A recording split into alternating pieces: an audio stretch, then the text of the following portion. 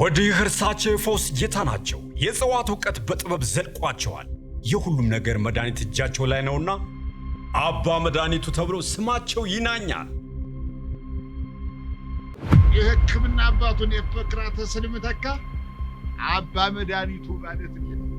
ጭንቅላት አይየው። ወዲያ የጣውንት ፉክክሩ ጦፏል። ይራጩ የእርሶ ብቃ ሆነው እየረጩት ነው። በቃዬ ዝኮራና የድብድቡ ነገርማ አይወራም። ምን ብቻ ልጆች በእናቶች ጸብ ስቀው ያስቁናል። አረ ትልቅ ሰው ሲጣላ አይቀምጥ ዝም ብሎ መደባለ። ይሄ ምን ይገርማል?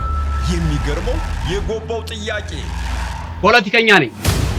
ስልጣን የሚያስስ መድኃኒት የስልጣን አዎ፣ ሀገር የምታስተዳድርበት ስልጣን አለ ፈለክ? አዎ ይስጡኝና ልንገስ። ተይዟል። አያገባኝ። ይስጡኝና ልንገሳት። እዚህ ጋር ደግሞ ሌላ ልባው ልቅ ትዕይንት ጥቦ አፈር ብላ። አረ ራስ ብላ እኔ አልበላ። ጭራሽ ሰደብከኝ። ስድብ ነው እንዴ? በቃ አንተም አትብላ እኔም አልበላ። ብቻ ለሳቁም ለቁም ነገሩም በቅርብ ቀን በፓልም ኢንተርቴይንመንት የዩቲዩብ ቻናል ላይ ይጠብቁን። አባ መድኃኒቱ